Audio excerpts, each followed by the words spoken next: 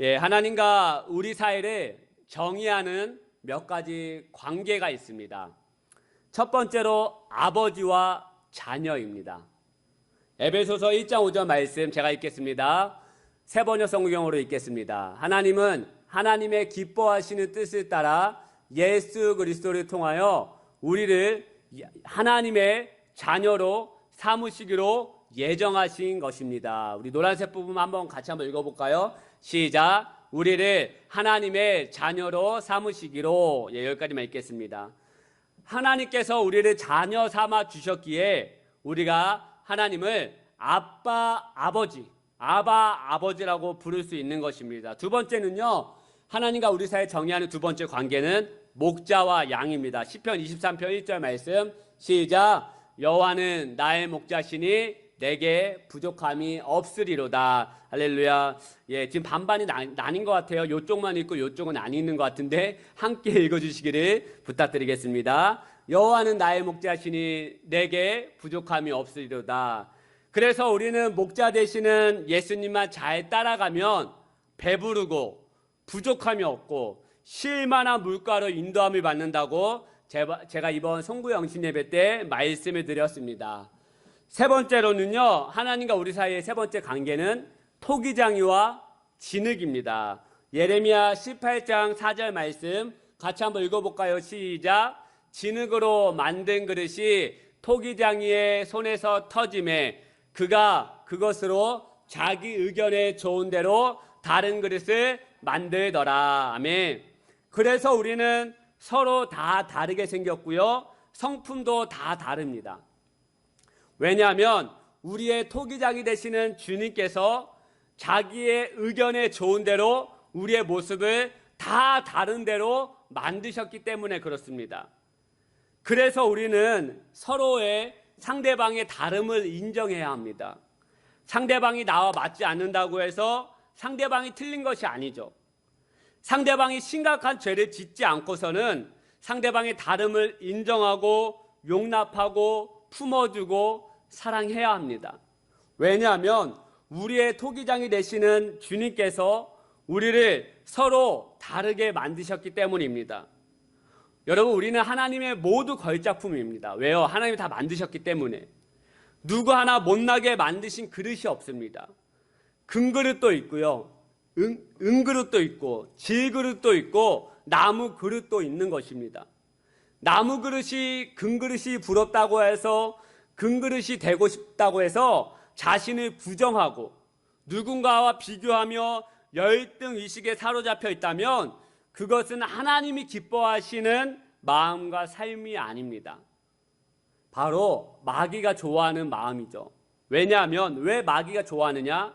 하나님을 부정하는 것이기 때문에 그렇습니다.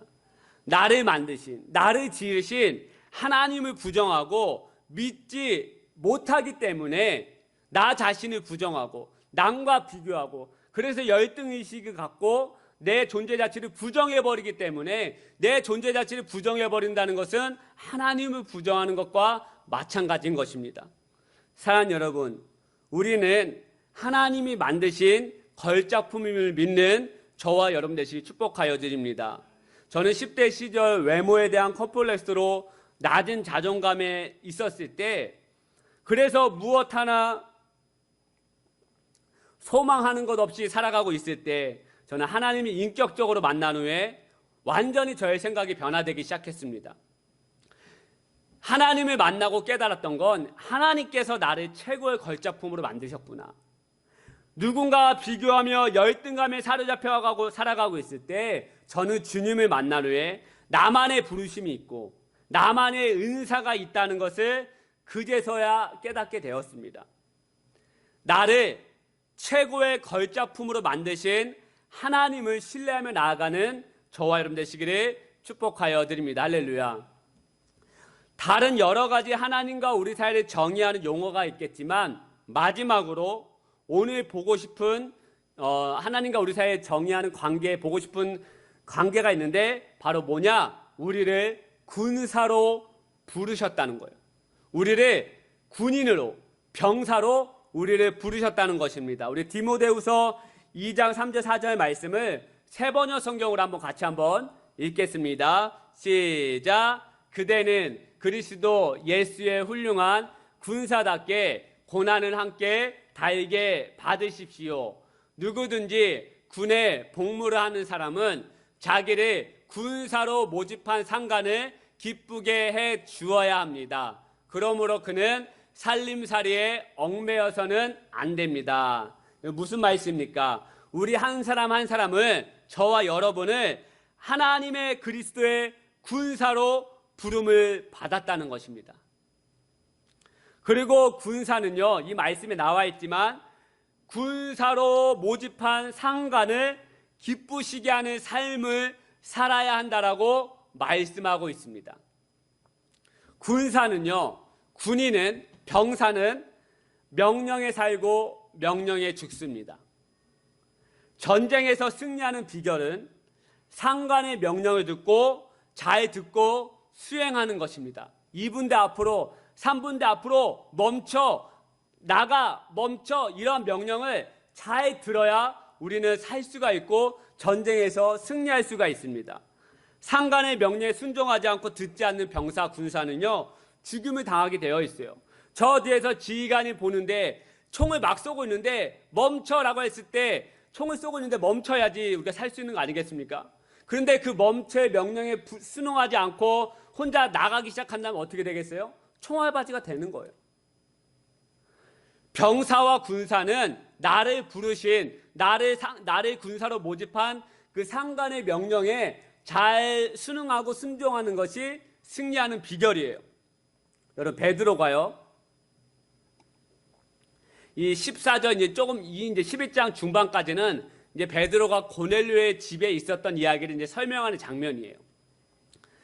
베드로가 고넬료의 집에서 함께 며칠 동안 머물며 그들과 함께 음식을 먹은 사실 때문에 어떻게 됐어요? 예루살렘에 있는 그리스도인들이 난리가 나기 시작했다라고 말씀드리지 않았습니까? 그래서 하나님의 말씀을 전하고 온 베드로를 향하여 이 그리스도인들이 비난하기 시작합니다.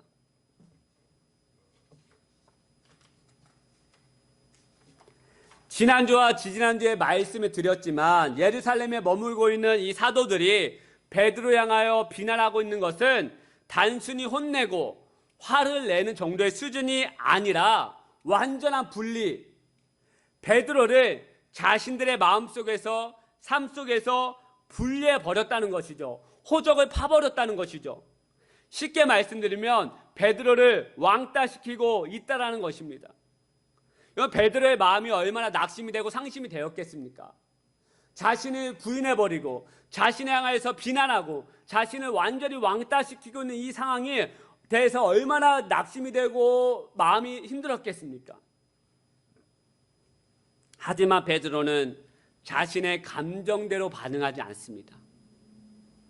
본문 말씀 4절 말씀을 같이 한번 읽어볼까요? 시작. 베드로가 그들에게 이 일을 차례로 설명하여. 여러분, 이 말씀을 우리말 성경으로 보면 어떻게 기록하고 있는지 아십니까? 베드로가 그들에게 차근차근 설명하여. 이 차례로 설명하여를 차근차근 설명하여로 번역하고 있습니다. 여러분, 차근차근이 무슨 말입니까? 딱 머릿속에 떠오르시죠? 차근차근. 일의 순서에 따라 차분하게 해 나가는 모양을 차근차근이라고 합니다. 차분하게. 하나, 둘, 셋, 넷, 5가지의 일을 막 뒤죽박죽 막 억지로 막 그냥 막 감정대로 막 하는 것이 아니라 하나, 둘, 셋, 넷 아주 차분하게 일을 해 나갔다는 거예요. 요즘 저희 다현이가 레고를 조금씩 좋아합니다. 저도 이제 레고를 처음 사봐가지고 이제 조립해 주는데요. 그 레고가요, 가만히 보니까 차분하게 그 조립하지 않으면 절대로 조립할 수 없더라고요. 왜냐면 조금 해가지고 그냥 막 뒤죽박죽 이거 같다라고 막 그냥 자기의 감정과 기분대로 생각대로 조립해버리면 그거는 레고가 조립이 안 되더라고요. 설명서를 보면서 차분하게 그 차례대로 하나씩 쌓아야지만 자동차가 완성이 되고 뭐 다른 모양이 완성이 돼 가더라는 것이죠.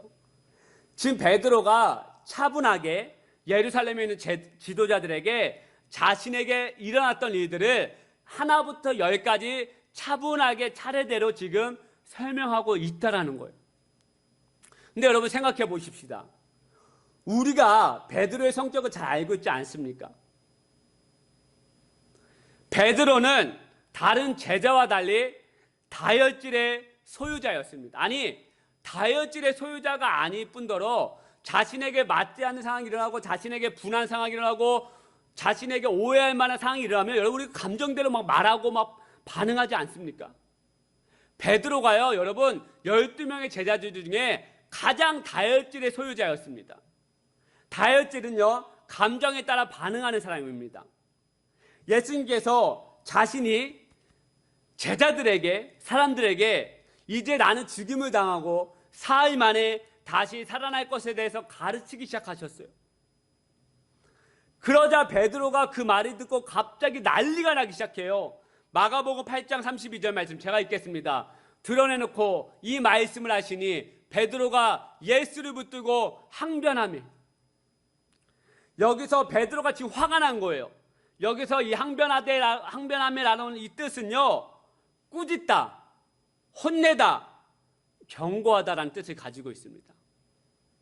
즉 예수님의 멱살인지 아니면 옷자락인지는 잘 모르겠어요. 예수님이 붙들었다고 하는데 예수님이 멱살을 붙잡은 것인지 아니면 허리춤에 옷을 붙잡은 것인지 아니면 팔을 붙잡은 것인지는 잘은 모르겠지만 지금 베드로가요, 예수님의 옷을 강하게 붙잡고 흔들면서 예수님께 강한 어조로 혼을 내듯이 이야기하고 있다는 거예요.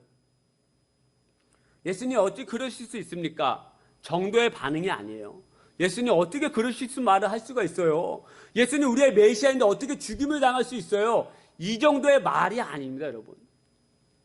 몸을 흔들고 옷을 꽉 붙잡고 메시아라고 하는 사람이 어떻게 죽임을 당하고 있어? 말도 안 돼! 라고 하면서 지금 예수님 향해서 혼을 내고 꾸짖고 경고하고 있는 거예요. 여러분, 제자가 선생을 향해서 이런 행동은 하극상인 거죠. 저희들은 지나가는 선생님의 그림자도 밟지 말라고 하는 걸 그렇게 배웠습니다. 어찌 감히 선생님의 옷자락을 붙잡고 어찌 감히 선생님 면전 앞에서 이야기하기 시작합니까?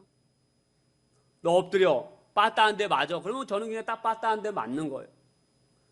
그런데 지금은 이제 많이 학교의 분위기가 바뀌었지만 이 당시 예수님의 선생님이 어떻게 옷자락을 붙잡고 혼을 내면서 경고하고 지금 꾸짖을 수가 있는 것입니까? 베드로가 이런 성격의 소유자라는 거예요. 자신의 감정에 맞지 않으면, 자신의 생각에 맞지 않으면 감정대로 반응한 사람이 누구냐? 바로 베드로였다는 거예요. 자신의 감정을 이기지 못하는 다혈질이었어요. 자신의 감정대로 반응하는 사람이 바로 베드로였습니다. 또 예수님께서 오늘 너희들은 나를 부인할 것이다 라고 이야기하셨지만 12명의 제자 중 베드로만 일어서서 어떻게 이야기합니까? 나는 절대로 예수님 버리지 않겠습니다. 이야기하지 않습니까? 여러분, 그 12명의 제자들 11명은요 속으로만 생각했을 거예요. 저도 예수님 버리지 않을 거예요. 그런데 감정을 이기지 못하고 그 자리에 일어나가지고 저는 절대로 예수님을 부인하지 않겠습니다 라고 이야기하면서 감정대로 반응한 사람이 누구냐? 바로 베드로였다는 거예요.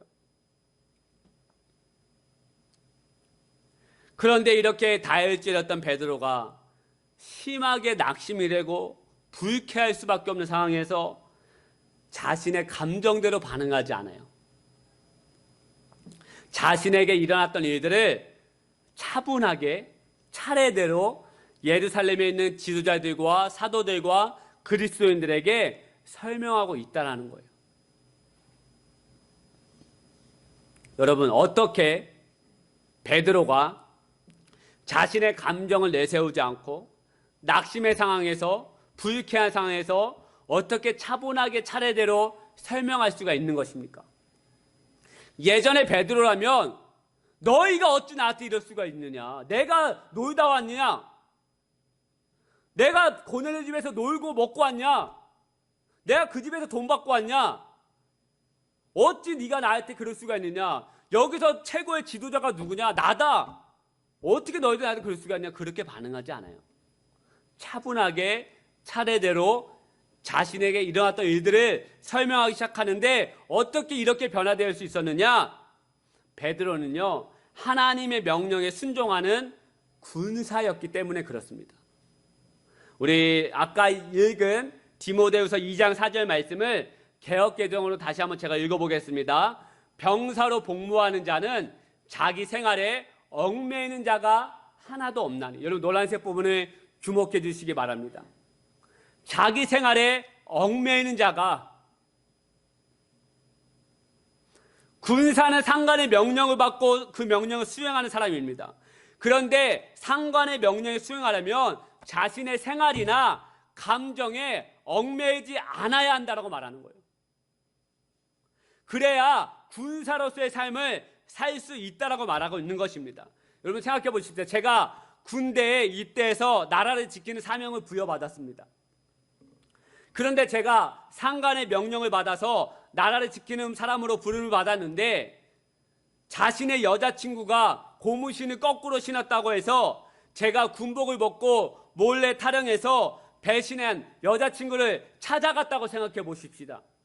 여러분 그게 군사입니까? 아니죠. 군사는 자신의 감정에 얽매이는 사람이 아니에요. 비록 힘들고 괴롭지만 그럼에도 불구하고 자신에게 맡겨진 명령에 최선을 다하는 사람이 바로 누구냐? 군사, 병사라는 거예요. 저도 쉽지 않은 시간이었습니다. 제가 군대 가기 전에요. 제 진짜 이야기인데요. 군대 가기 전 짝사랑하던 제 자매가 있었습니다. 이 얘기를 들으면 사모가 안 좋아할 텐데, 이제 사모가 이제 이 말씀을 직접 듣지 못하지만, 이제 제가 이제 녹음한 파일을 이제 유튜브에 올리면 그 이제 설교를 이제 출퇴근 오고 가면서 이제 몇 번씩 이거 설교를 듣는다고 합니다. 이제 이 얘기를 들으면 좋지 않을 때인데, 이제 이 예화가 생각이 나서 제가 이제 여러분에게 말씀을 드리겠습니다. 제가 군대 가기 전에 짝사랑하던 자매가 있었습니다. 근데 짝사랑하던 사람을 뒤로하고 군대에 입다하면 이제 시간이 나면 제가 이제 그 자매에게 편지를 써서 보내고 전화도 했습니다. 근데 제가 편지를 보내거나 이제 전화를 하면 답장도 오고 전화도 잘 받았습니다. 제 전화를. 근데 몇 개월이 지난 것 같아요. 군대 입다하고. 편지 쓰면 답장도 잘 오고 전화를 하면 전화도 잘 받았습니다. 근데 그때 당시에는 전화를 어떻게 했느냐, 이제 전화 카드를 사서 해도 되겠지만 콜렉트 콜이라고 하는 게 있었어요. 그래서 상대방이 이제 전화를 요금을 부담하는 거죠. 근데 그렇게 해도 몇 번 전화해도 전화 잘 받았어요. 근데 어느 날 전화를 했더니 잘 안 받고 받았는데 목소리가 약간 느낌이 쎄한 거예요. 약간 목소리가 예전과 다른 거예요. 그래서 제가 느낌이 쎄해가지고 너 혹시 그 오빠랑 교제하는 거니? 라고 물어봤더니 그렇다고 하더라고요. 왜냐하면 그 자매가 예전부터 자신이 다니는 교회 오빠를 좋아한다는 이야기를 제가 가끔씩 들었습니다. 그런데 좋아는 했지만 사귀지는 않았어요. 짝사랑의 단계였기 때문에 저도 그 자매를 짝사랑했던 것이죠. 그런데 목소리가 변하고 내가 그 오빠 느낌이 쌓여가지고 너 오빠랑 교제하냐? 그랬더니 이제 교제하기 시작했다고 하더라고요. 제 마음이 얼마나 힘들었겠습니까? 제 마음이 얼마나 무너졌겠습니까? 괴로웠죠. 그렇다고 해서 제가 제 감정을 이기지 못하고 몰래 타령했다면 저는 더 이상 군사가 아닌 거예요. 저는 더 이상 군인이 아닌 거예요. 사랑하는 여러분, 군사는 자신의 사사로운 감정에 얽매이는 사람이 아닙니다. 베드로가 오늘 어떻게 말씀하고 있습니까? 성령님께서 자기에게 명령하셨기에 고넬료의 집에 가서 복음을 전하고 그들과 함께 어울리고 그들과 함께 음식을 먹었다라고 이야기하고 있는 것이에요. 여러분 12절 말씀 너무나도 중요한데 본문 말씀 12절 말씀 같이 한번 읽겠습니다. 시작. 성령이 내게 명하사 아무 의심 말고 함께 가라 하심에 이 6 형제도 나와 함께 가서 그 사람의 집에 들어가니. 할렐루야. 성령이 내게 명하사, 성령님께서 내게 명하셨기 때문에 나는 그 집에 들어가서 밥을 먹고 말씀을 전하고 복음을 전하고 그 사람 집에 들어갔다라고 이야기하는 거예요. 베드로는 자신이 하나님의 군사임을 알고 믿었던 것이에요. 그래서 자신의 사사로운 감정에 얽매이지 않았던 것입니다. 지난 시간에 말씀드렸지만 베드로가 고넬료의 집에 들어가 그들과 함께 음식을 먹으면 이러한 난리가 날 것이다라는 것을 몰랐습니까? 아니요. 그 누구보다도 잘 알았습니다. 베드로도요, 철저한 유대인이었기 때문에 이 율법이 얼마나 이방 유대인들에게 예민한 것인지 잘 알았던 사람입니다. 여러분, 베드로가요, 이방인들과 함께 밥을 먹다가 실제 일어난 일입니다. 야고보가 보낸 할례자들, 그러니까 야고보가 이제 자신의 밑에 제자들을 베드로에게 보낸 거예요. 베드로가 잘 있는지. 보냈는데 이 베드로가 야고보가 보낸 제자들, 할례자들 자신에게 온다는 소식을 듣자마자 베드로가 어떻게 하는지 아십니까? 도망을 가기 시작해요. 우리 갈라디아서 2장 12절 말씀 제가 읽겠습니다. 야고보에게서 온 어떤 이들이 이르기 전에 게바는 베드로죠. 베드로가 이방인과 함께 먹다가 그들이 오매 그가 할례자들을 두려워하여 떠나 물러가며. 무슨 상황인지 아시죠? 지금 베드로가 이방인들과 함께 밥을 먹고 있었어요. 그런데 야고보가 보낸 이 할례자들 제자들이 베드로에게 온다는 소식을 듣자마자 이 베드로가 어떻게 하는지 아십니까? 도망을 가기 시작해요. 두려운 거예요. 이방인들과 함께 밥을 먹는 사실을 할례자들에게 들키면 얼마나 큰 이슈거리가 되고 얼마나 큰 논란이 되고 얼마나 큰 위험한 일이 닥칠지 베드로는 알았기 때문에 도망을 갔다라는 거예요. 여러분, 이만큼 베드로는 무할례자들과 밥을 먹는 것이 얼마나 큰 위험한 일인지 누구보다 잘 알았던 사람이 베드로였다고요. 그런데 베드로는 자신이 하나님의 군사임을 잘 알고 믿었기 때문에 성령님의 명령을 수행하고 예루살렘에 있는 지도자들, 자신을 향하여 비난하는 그리스도인들 향해서 차분하게 설명할 수 있었던 것입니다. 여러분, 사도 바울이요, 수많은 어려움과 위험 속에서 끝까지 달려나갈 수 있었던 비결이 무엇인지 아십니까? 자신이 하나님의 군사였음을 알았고 믿었기 때문에 그래요. 사도행전 20장 23절 4절 말씀을 같이 한번 읽어볼까요? 시작. 오직 성령이 각 성에서 내게 증언하여 결박과 환난이 내가 달려갈 길과 주 예수께 받은 사며 곧 하나님의 은혜의 복음을 증언하는 일을 마치려 하면은 나의 생명조차 조금도 귀한 것으로 여기지 아니하노라. 할렐루야. 사도 바울은 고백하는 거예요. 내 앞에 결박과 환난이 기다리고 있다. 여러분, 이것을 어떻게 안다라고 말씀하고 있습니까? 성령님께서 나에게 알려주셨기 때문에 내 앞에 결박과 환난이 기다리고 있다는 것을 알고 있는 거예요. 여기서 말하는 결박과 환난은 단순히 감옥에 갇혔다의 수준이 아니라 목숨이 왔다 갔다 할 정도의 매질과 책질질, 그리고 한 줌 빛도 들어오지 않는 차가운 지하 감옥을 말하는 거예요. 그럼에도 불구하고 사도 바울은 이 엄청난 결박과 환난이 기다리고 있지만 하나님의 은혜의 복음을 증언하는 일을 멈추지 않고 끝까지 달려나가는 이유가 무엇이라고 말씀하고 있습니까? 주 예수께 받은 사명, 주 예수께 받은 사명과 명령이 있기 때문에 그렇다라고 말하는 거예요. 자신은 하나님의 군사임을 그 누구보다도 잘 알았던 사람이 바로 사도 바울이었습니다. 나는 하나님께 받은 명령이 있다. 나는 하나님께 받은 사명이 있다. 이 명령을 잘 수행하기 위하여 나는 나의 생명조차 조금 더 귀한 것으로 여기지 않겠다. 여러분, 하나님께서는 저와 여러분을 군사로 부르셨습니다. 여러분 믿으십니까? 군사로 부르셨어요.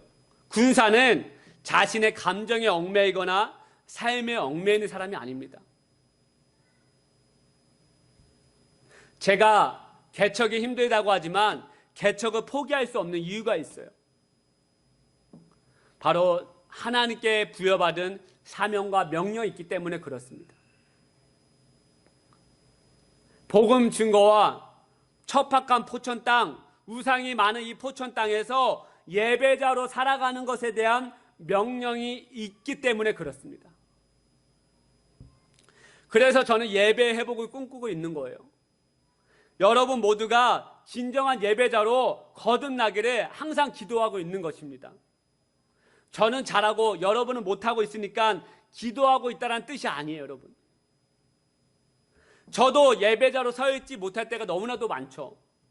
제 감정과 제 삶에 얽매여서 내 자신을 우선순위 삼고 나아갈 때가 너무나도 많이 있다는 것이죠.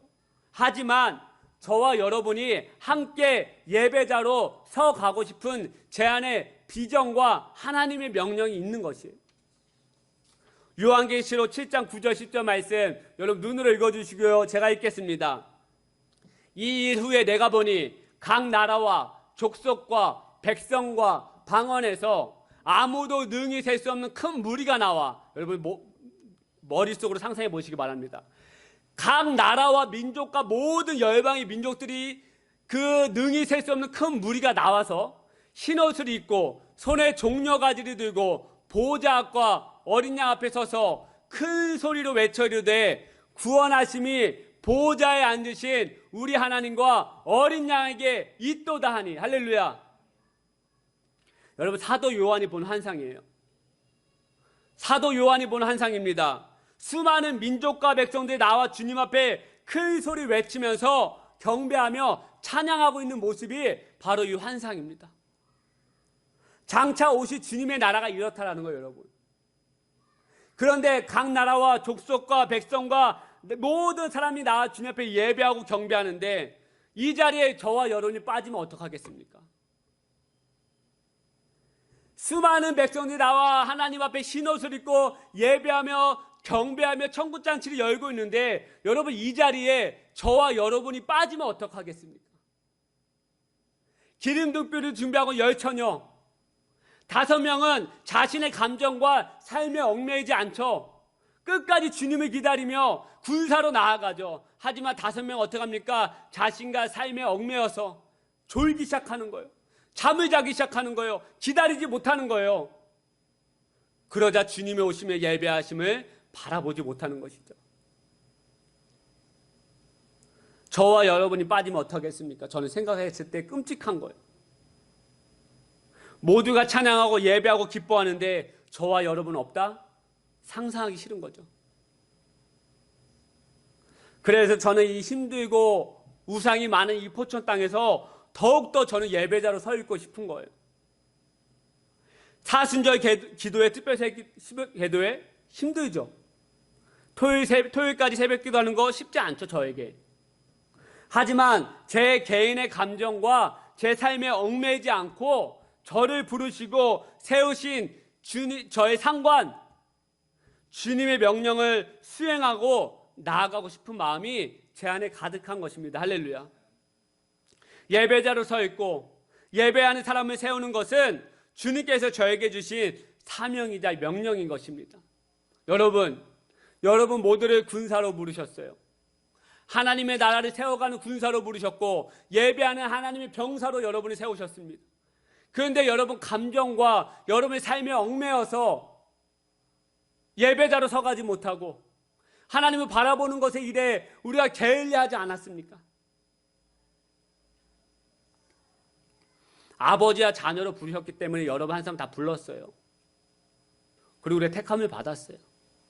여기서 끝난다면 우리는 더 깊은 관계로 나아갈 수 없는 것입니다. 여러분의 군사로 부르신 것을 믿음으로 받아들이셔야 합니다. 할렐루야. 베드로가 자신의 감정에 얽매이지 않고 차분하게 그 일을 설명할 수 있었던 이유는 하나님의 군사로 부르셨던 것을 믿었기 때문이에요. 성령님께서 자기에게 명령하셨다는 것을 믿었고 그 명령을 잘 수행하고 싶은 마음으로 그들의 집에 들어가서 함께 먹었던 거예요. 베드로가 그 음식을 먹으면 난리 날 것을 몰랐습니까? 아니죠. 누구보다 잘 알았어요. 하지만 성령님이 명령하셨기 때문에 그 일을 행했던 거예요. 사도 바울, 여러분이 사도 바울 생각해 보십시다. 환상과 기도하는데, 여러분 자는데 꿈에서 내일 일어날 일을 보여줘요. 그곳에 가면 결박을 당할 것이고 심한 매질을 받을 것이고 채찍을 당할 것이다라고 환상을 보여줘요. 여러분 어떻게 하시겠습니까? 저 같으면 아마 피할 수도 있어요. 그 길을 가면 내가 매질을 당하고 채찍질 당하는데 내가 그 길 가고 싶지 않아. 그런데 사도 바울은 자신의 감정에 얽매이지 않아요. 그런 결박과 환난을 기다린다 한들 주 예수께 받은 사명 때문에 나는 그 길을 가겠다라고 말하는 거예요. 여러분, 예배하는 거 힘드십니까? 하나님은 이 주일날 이곳에 나와 예배하고 찬양하고 새벽에 나와 하나님 앞에 기도하는 거 여러분 힘드시죠? 하지만 그것에 얽매여 버리고 그 힘듦 때문에 우리가 예배자로 서 있지 못한다면 우리를 군사로 부르신 그 상관의 마음을 기쁘시게 하지 못하는 거예요. 사랑 여러분, 다시 한번 믿음으로 오늘 이 아침에 고백합니다. 우리를 부르신 그 상관에 기쁘시게 하는 저와 여러분 되시기를 축복하여 드립니다. 군사로 부르신 그 예수님의 명령을 잘 수행해 나가는 저와 여러분 되시기를 축복하여 드립니다. 할렐루야. 우리 시간 다 함께 눈을 감으시고 한 2분 정도만 묵상으로 기도하시겠습니다. 여러분의 군사로 부르셨습니다. 군사는 내 감정과 내 삶에 얽매이지 않는다고 말씀드렸습니다. 내 감정과 내 삶에 얽매이면 그것은 이미 군사가 아니에요. 내 감정에 얽매여서 타령해버리고 내 감정에 얽매여서 하나님 안에 있지 못하면 그건 군사가 아닌 것이죠. 하나님은 우리를 군사로 모집한 하나님의 마음을 기쁘게 해드리는 것이 아닌 것이죠. 여러분 이 시간 다시 한번 결단하십시다. 하나님을 중심으로 두고 살아가는 믿음의 백성 되게 하여 주시옵소서. 하나님을 우선순위에 두고 살아가는 하나님의 백성 군사로 살아갈 수 있도록 도와주십시오. 내 감정과 내 상황에 내 삶에 얽매이지 않고 하나님이 우리에게 명령하신 그 명령을 잘 수행해 나가는 믿음의 백성 되게 해달라고 한 2분 정도 3분 정도 같이 결단하면서 우리 같이 한번 기도하며 우리 앞에 나아가도록 하겠습니다. 우리 한번 같이 한번 기도하시겠습니다. 하나님 아버지, 오늘 이 아침 저희들 함께 찬양하며 또 예배하며 말씀을 듣게 하심을 감사합니다. 하나님 저희들을 군사로 불러주시고 하나님의 귀한 은혜로 불러주심을 감사합니다. 하나님의 군사는 자신의 삶과 자신의 감정에 얽매이지 않는다고 하셨사오니 하나님 저희들의 감정과 삶에 얽매이지 않고 하나님의 부르심대로 하나님 명령대로 수행해 나가는 그런 믿음의 군사로 나아갈 수 있도록 하나님 도와주시옵소서. 지금은 상황이 너무나 어렵고 한참 또 보이지 않는 정말 안개 같은 상황에 있지만 하나님 저희들 보이지 않는다고 해서 좌절하거나 넘어지지 않게 해주시고 낙심하지 않게 해주시고 더 하나님의 나라를 바라보며 믿음으로 추구하며 나아가는 믿음의 백성 군사가 되게 하여 주시옵소서. 우리 사랑하는 지사님들 축복하여 주시고 우리 하늘이 축복하여 주시고 믿음의 군사로 잘 나아갈 수 있도록 하나님이여 역사하여 주시옵소서. 우리의 심령을 하나님 붙잡아 주시고 새롭게 하여 주시고 주의 군사로 나아갈 수 있도록 하나님이 역사하여 주옵소서. 이 한 주 살아갈 때 피곤치 않게 해주시고 성령과 능력을 기름 붓듯 부어주셔서 더 하나님 앞에 매달리게 해주시고 이제 시작되는 사순절 특별 새벽기도에 더 예배자로 서 있게 해주시고 더 십자가를 묵상하게 해주시고 더 십자가 앞에 서 있게 해주시고 하나님의 나라 이 우상이 많은 이 포천 땅에서 더 예배자로 더 신실한 하나님의 백성으로 거룩한 군사로 서 나갈 수 있도록 하나님의 역사야 주시옵소서. 하나님 포기하지 않게 해주시고 좌절하지 않게 해주시고 넘어지지 않게 해주시고 원망하지 않게 해주시고 낙심하지 않게 하여 주시옵소서. 우리 회복교회 모든 백성 하나님의 사람들이 예배자로 서나가게 하여 주옵소서. 어떤 상황에도 예배하게 해 주시고 어떤 곳에서도 예배하며 하나님을 바라보게 하여 주시옵소서. 주님을 사랑합니다. 주님 찬양합니다. 임재해 주시오. 하나님 아버지 감사합니다. 오늘 이 아침에 저희들 찬양하며 기도하며 예배하게 하심을 감사합니다.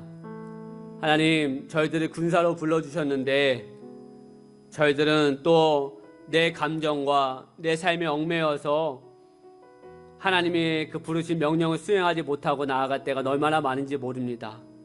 주여, 저희들을 용서하여 주시고 오늘 이 시간 다시 한번 결단하며 나아가오니 주의 명령을 잘 수행하는 믿음의 군사로 나아가게 하여 주시옵소서. 거룩한 군사로 삼아주시고 믿음의 백성으로 삼아 주시옵소서. 더욱더 힘들고 어려운 이때에 더욱더 하나님을 예배하는 자로서 나가게 하여 주시고 각 나라와 족속과 백성이 주님 앞에 찬양하는 그 무리에 저희들도 정말 그곳에 속하여질 수 있도록 하나님 은혜 내려 주시옵소서. 주님을 사랑합니다. 이제는 우리 주 예수 그리스도와 하나님 아버지의 다함없는 사랑과 성령님의 감화감동 충만하심의 은혜가 이 예배를 드리고 돌아가는 모든 심령들이 위해 믿음의 군사로 하나님의 거룩한 군사로 하나님의 명령을 잘 수행해 나가는 거룩한 군사로 잘 세워져 나가는 모든 백성 되기를 간절히 축원하옵나이다. 아멘.